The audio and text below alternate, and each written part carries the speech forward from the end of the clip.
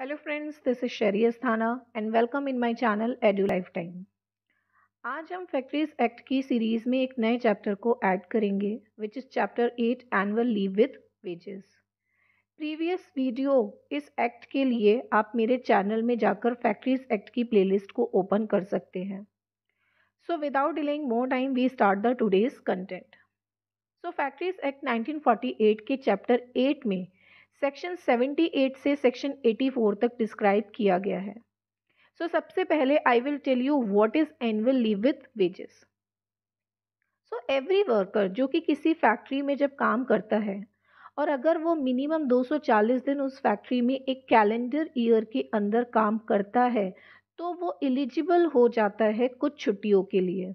Means factory उनको कुछ annually छुट्टियां प्रोवाइड करती है जिनका पैसा नहीं काटा जाता है, इसलिए इन्हें एनुअल लीव विद वेजेस कहा जाता है। अब बात करते हैं, स्टार्ट करते हैं अपने सेक्शन 78 से। सेक्शन 78 जो कि एप्लीकेशन ऑफ चैप्टर यानी ये जो चैप्टर 8 है ये किस तरीके से अप्लाई होता है इसके बारे में बताता है। सो इस एक्ट के चैप्टर 8 का सेक्शन 78 कहता है कि इस एक्ट के अंदर कुछ भी इस तरीके का नहीं किया जाएगा जिससे कि एक वर्कर एक एक्ट के अंदर किसी और अवार्ड के लिए एलिजिबल ना हो जाए। लेकिन अगर वो एलिजिबल है longer annual leave with wages का तो उसके ऊपर इसी चैप्टर के प्रोविजंस एप्लीकेबल होंगे। और इम्पॉर्टेंट पॉइंट ये है कि ये प्रोविजंस रेलवे जो कि एडमिनिस्ट्रेट बाय गवर्नमेंट होंगी उनके वर्कर्स के ऊपर एप्लीकेबल नहीं होता है। नेक्स्ट है हमारा सेक्शन 79।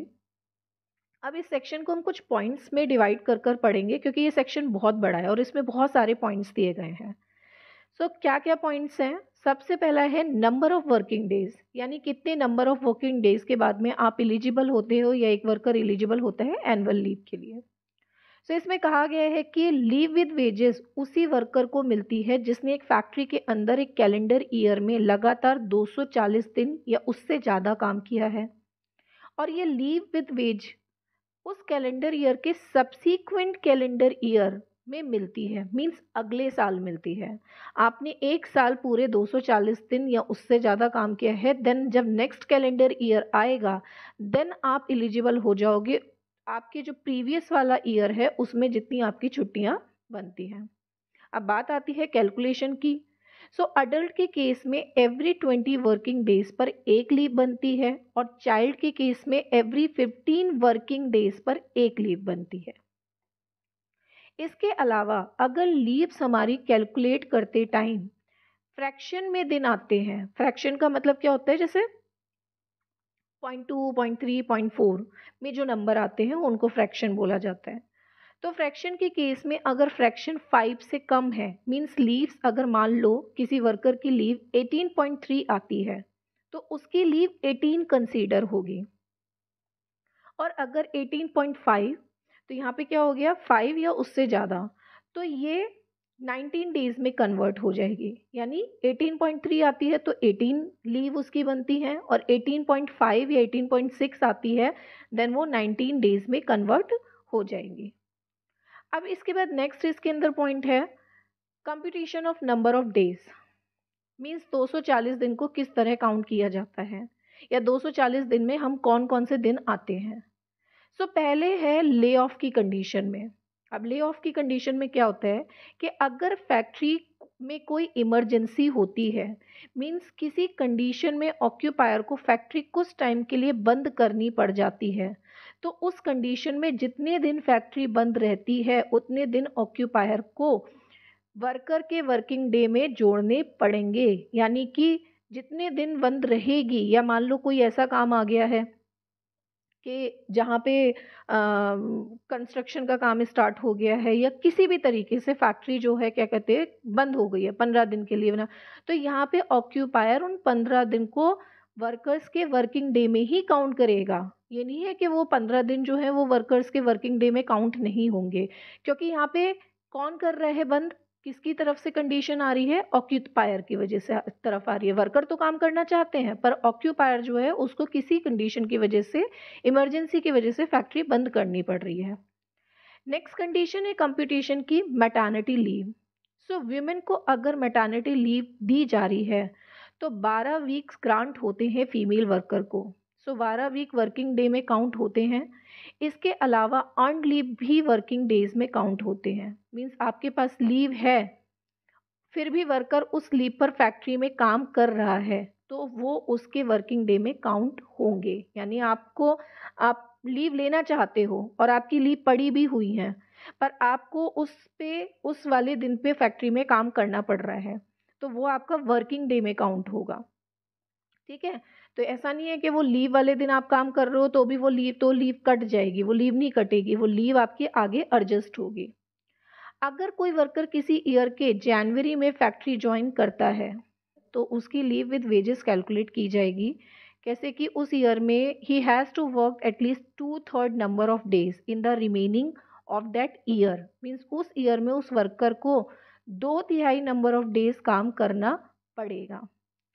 फिर इसी कंपटीशन की सीरीज में आती है कि अगर किसी वर्कर को रॉन्गफुली सस्पेंड कर दिया जाता है, ठीक है, और इन्वेस्टिगेशन के बाद में उस वर्कर पर लगे सारे चार्जेस गलत साबित होते हैं तो जितने ड्यूरेशन में उस वर्कर ने फैक्ट्री में काम नहीं किया है वो ड्यूरेशन वर्किंग डे में काउंट किया जाएगा। तो ये है हमारे computation of number of days. अब बात करते हैं डिस्चार्ज, डिसमिसल, टर्मिनेशन और रिटायरमेंट ऑफ एम्प्लॉयमेंट।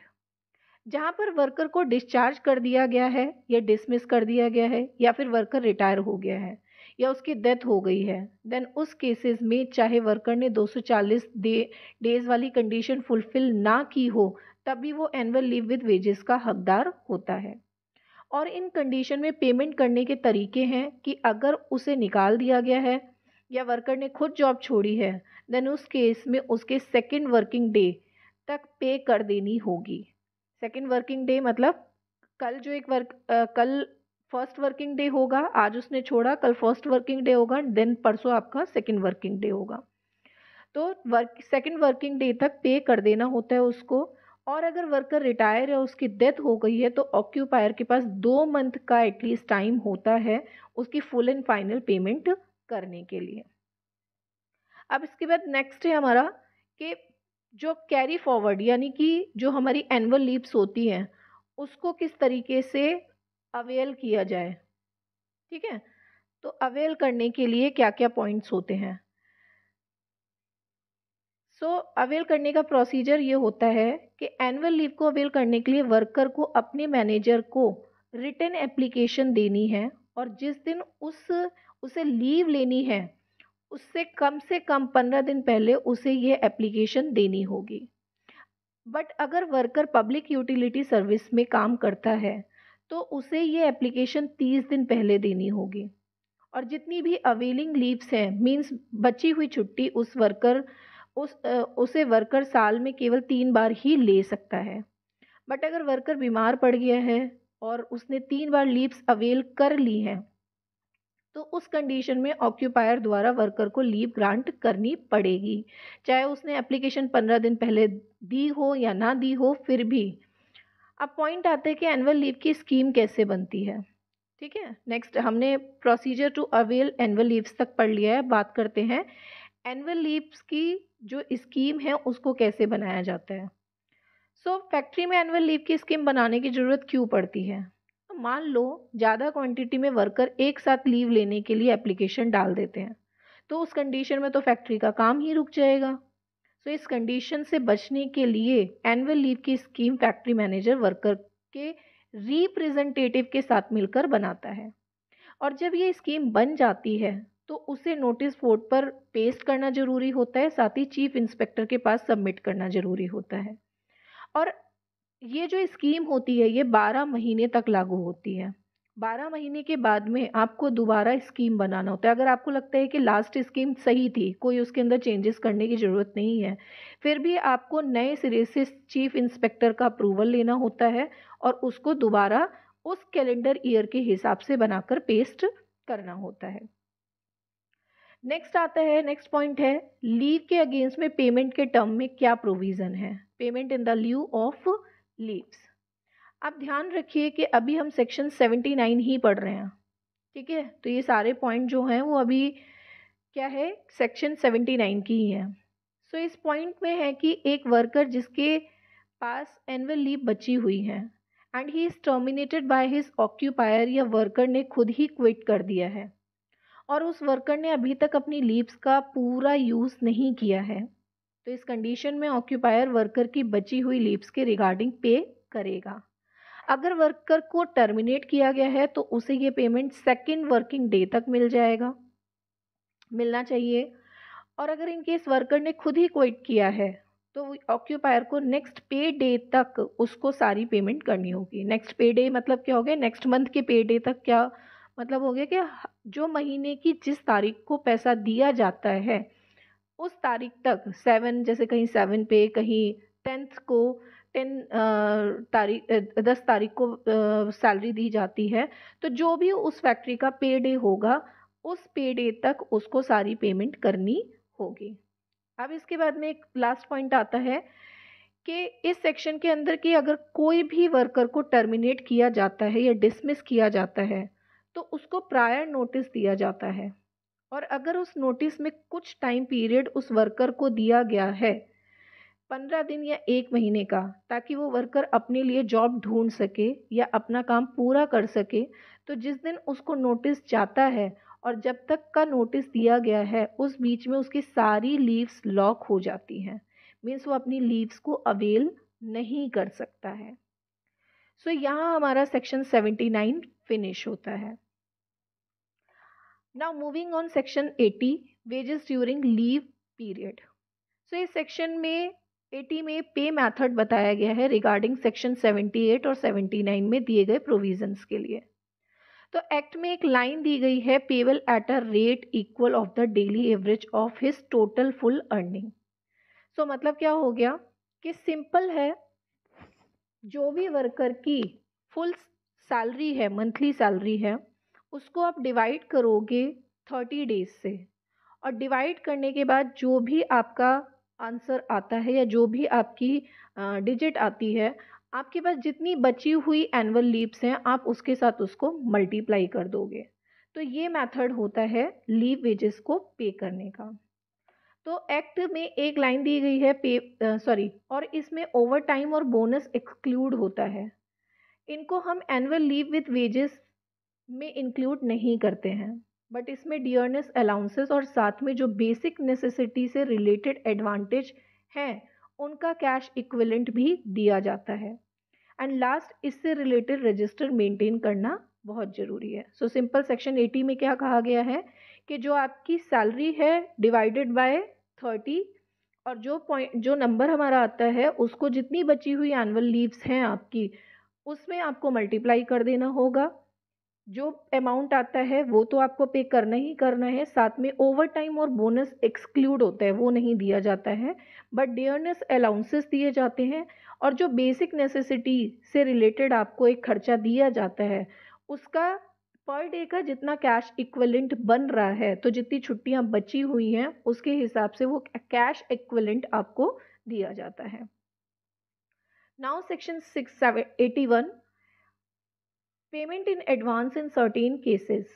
इस सेक्शन में लीव विद वेजेस के अगेंस्ट में एडवांस पेमेंट की बात कही गई है। वैसे तो लीव विद वेजेस के रिगार्डिंग एडवांस नहीं मिलता है, बट कुछ केसेस में अगर अडल्ट 4 दिन से ज़्यादा की लीव इकट्ठे अप्लाई करता है, और चाइल्ड के केस में अगर वो 5 छुट्टी इकट्ठे अप्लाई करता है, then payment in advance will eligible in that cases. Section 82 है mode of recovery of unpaid wages. So अब अगर किसी फैक्ट्री में एम्प्लॉयर को किसी वर्कर को पे करनी है लीव वेजेस और चैप्टर 8 के अंदर करनी है, लेकिन एम्प्लॉयर ने वर्कर को पे नहीं किया है, तो वर्कर उस पेमेंट को रिकवर कर सकता है under payment of wages act 1936 के तहत। ठीक है, कि उसके पैसे तो बन रहे हैं बट एम्प्लॉयर ने उसको नहीं पे किया है, तो वो पैसा रिकवर करने के लिए, वो जो एनुअल लीव विद वेजेस का पैसा है उसको रिकवर करने के लिए जो पेमेंट ऑफ वेजेस एक्ट 1936 है उसके अंदर प्रोविजंस दिए हुए हैं, उन प्रोविजंस के तहत जो है वो अप्लाई कर सकता है उस पैसे को रिकवर करने के लिए। नेक्स्ट है हमारा section 83 power to make rule. So simple है कि इस एक्ट के जितने भी प्रोविजन से रिलेटेड सारे रूल मेकिंग की पावर स्टेट गवर्नमेंट के हाथ में होती है। एंड लास्ट हमारा है section 84 power of exempt factories. Now इस सेक्शन में कहा गया है कि स्टेट गवर्नमेंट के पास पावर होती है सभी रूल्स को एग्जेम्प्ट करने की। मीन्स अगर स्टेट गवर्नमेंट को लगता है कि फैक्ट्री का ऑक्यूपायर अपने वर्कर को जो फैसिलिटीज़ प्रोवाइड कर रहा है वो बहुत ही अच्छी हैं, गवर्नमेंट के बनाए गए रूल से भी ज़्यादा वर्कर्स को बेनिफिट मिल रहा है, तो स्टेट गवर्नमेंट वहाँ अपने रूल्स को एग्जेम्प्ट कर सकती है। सो इसी के साथ हमारा ये chapter annual leave with wages finish होता है। I hope you all are enjoy the content and also informative होगा, आपको इससे बहुत हेल्प मिलेगी। नाउ मिलते हैं नेक्स्ट वीडियो में। Thank you so much for watching the video. If you are not subscribing my channel till now, please hit the bell icon for latest update. Now bye, take care, keep watching and keep learning with EduLife Time.